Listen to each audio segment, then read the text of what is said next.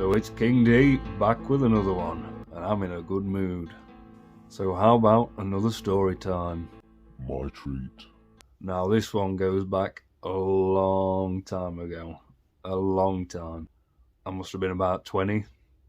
So anyway, I'll set the scene. So at the time, let's say I wasn't at my best. I was living with my brother, who was a kid at the time, and I was pretty much looking after him when I couldn't even really look after myself. And some bad mental health, bad lifestyle in general. We lived in the house we grew up in, and basically we'd turn the house into a party house. I'm talking spray paint on the walls, you name it. Empty cans, fag ash. It was not good. And at the time I was drinking far too much, partying, not eating, and just trying to drink my problems away, which I had plenty of at the time as well. And then to top it off, my dog goes and dies. And I was very sad about that. And it was that same night, or the night after, I don't remember exactly. We were having another party, which was no surprise there. So anyway, there's this lass there, and I don't particularly like her very much. And she talks like Janice from Friends. And she's a bit annoying. Oh my God! But my dog had died, and I was a bit sad. And whilst in my vulnerable state, she took full advantage.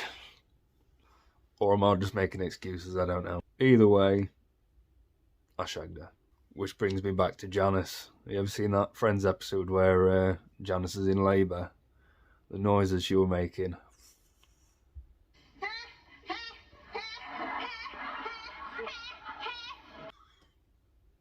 But anyway, I did the deed and still felt sad.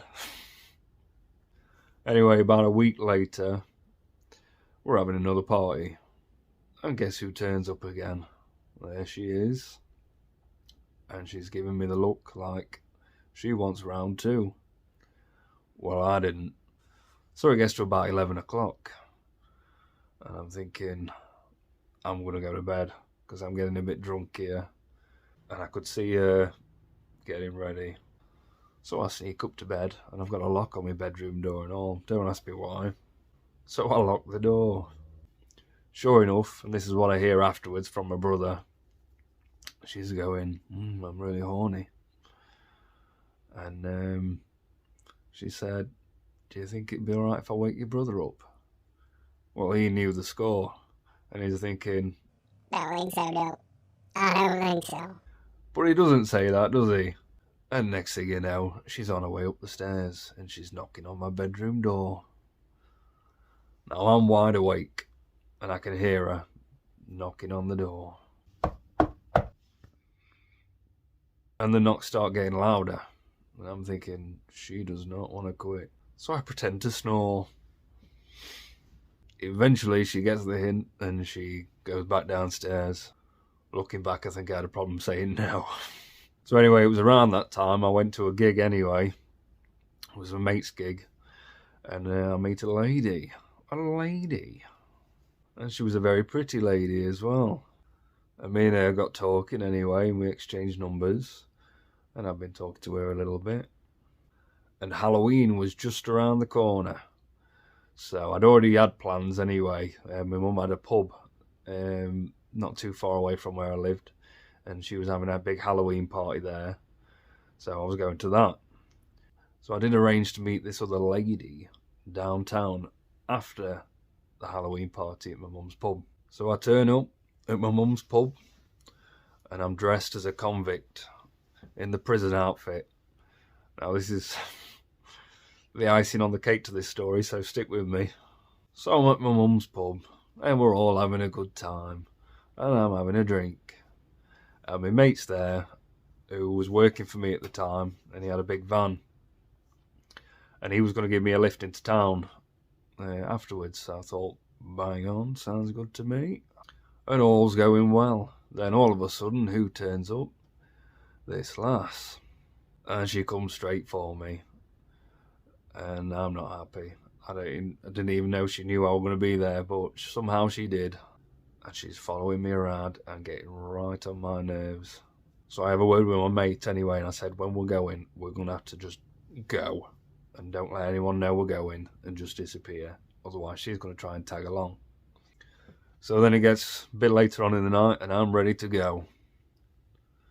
So I say to my mate, come on, pal, we're off. So we start to leave, and people see me leaving out the door, and they want to stop and say bye. And sure enough, she catches wind, and she's noticed, and she's on her way. Oh, if you're going downtown, I'm coming with you. Like, I know, okay. So anyway, there's 3 seats at the front of this van, and there's my mate, his missus, this annoying pain in my arse, and me. So I said, I'll jump in the back, and them 3 can sit in the front. And I text my mate, and I said, how am I going to get out of this one then? And he texts me back saying, when the lights go out the back of the van, sneak out and run. So sure enough, we get to town and we're at the traffic lights, and the lights suddenly go out. So carefully, I open the door, carefully close it, and in the meantime, she sat in the front, absolutely oblivious, dancing to the music. And I turn and look at the cars behind, waiting to go at the traffic lights, and I'm getting some right funny looks.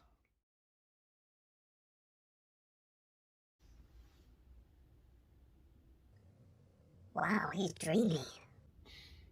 So anyway, I leg it like I'm running from the devil, and off I go to meet this other lady, and yeah, the rest is history as far as that one was concerned. Yeah, and then eventually I meet up with the lady, and I get a text off this other lass. She still thinks I'm in the van, and my mate fills me in on the details here. So she goes running around when they get to the car park anyway, and she's like, I'll get King D, I'll get him. so she opens the back of the van up, and there's no one there, obviously, because I've snuck out and ran. And she turns around to my mate and said, We've left without him. obviously he couldn't keep a straight face, and he starts laughing. And I get a text saying, calling me every name under the sun. But had I not escaped from her, well, I wouldn't have the beautiful children that I've got now, so it really was meant to be the way it was. So what do we learn from that story? Other than I'm a massive bellend, or at least I was, and I had definitely had an issue saying no, and just telling her straight, which I should have done. Now let's look how I treated her, which wasn't very good really. But I wasn't pursuing, yeah. I wasn't blowing up her phone all the time. I wasn't keep trying to arrange to meet her. I was hard work. She was constantly trying to chase me. And clearly she was very, very eager. Now if you compare that yourself to ladies you've had that have been interested in you, where you wasn't that interested in them.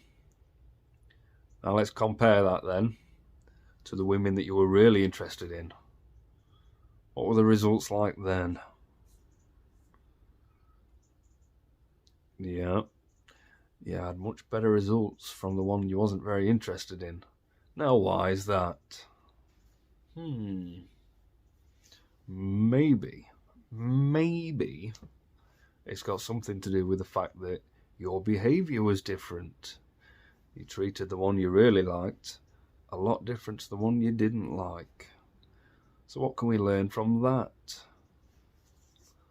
Well, I'd say if you treated the one you really liked like the one you wasn't so keen on, you'd have had a lot better results. So keep that one in mind, chaps, next time you find yourself getting to know a lady that you do really like, and maybe calm your tits a little bit, and you'll get better results. So with that said, like the video, comment, if you just want to call me an absolute bellend for that one, because I understand it doesn't paint me out to be very good. It's fine. And subscribe if you haven't already. And tell a friend. Because the more people we've got watching this, the more it's going to be accessible to other people. And maybe not this story so much, but there is going to be a lot of content that's going to help a lot of people. So if you can do your bit, then I will massively appreciate it. And be the best you, and do it for you. Cheers.